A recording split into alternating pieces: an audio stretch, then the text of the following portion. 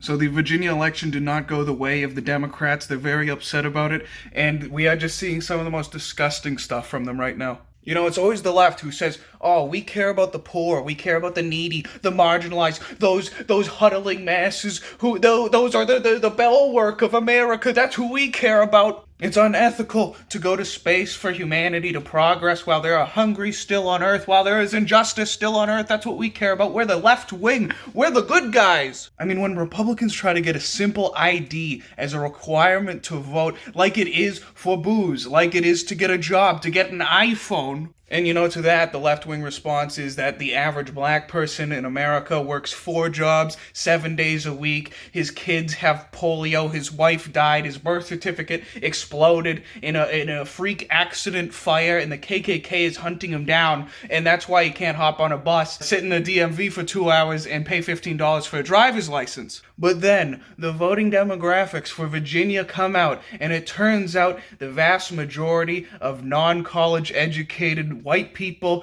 did not vote for their Democrat guy. Suddenly, all of these anti-poverty warriors are out here on Twitter saying, "Oh, these uneducated hillbilly country bumpkins." Of course, all the smart, college-educated people who live in cities, they vote Democrat, and all the idiot, uneducated rednecks vote Republican. But excuse me, Mr. Left-wing bleeding heart, fighter for the poor and the disadvantaged, what are you making fun of these country bumpkins for?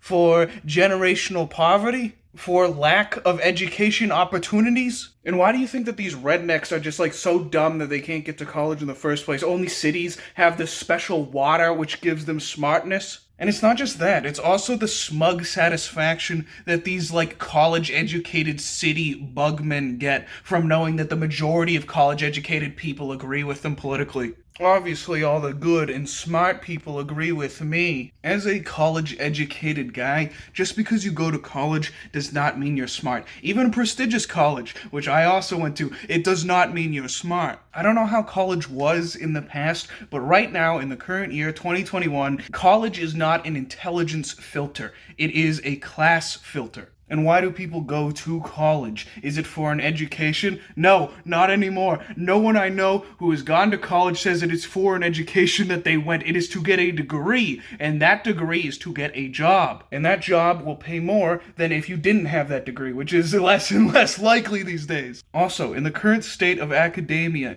do you think it is a difficult thing to get into college, assuming that you have the class prerequisite? There are schools out there with like 99% acceptance rates. It's not an IQ filter. It's not like they're just too stupid to find a school that will take them. Schools will take them no matter where they are. Just imagine there's 2 people and you have to pick the more intelligent one out of the 2 of them. Now on column A, there is a guy who paid $200,000 to go to college and get a degree in photography. And in column B, there is a guy who paid $2,000 to get a certificate to become an electrician. The answer is A. Obviously, only towering intellect mega-mind geniuses can achieve such a feat. So what is it then? It's elitism, plain and simple. The one accent that all these elite, liberal talk show hosts will still do to great laughter from their liberal audience, the one whipping boy who can always be the butt of the joke is the inbred redneck. There is no fear of being canceled, of being deemed insensitive or inappropriate. But why? Are these redneck inbreds, these bumpkins, these country folk, are they not poor enough? Does hunger not harm them? Does the opioid epidemic not make them suffer?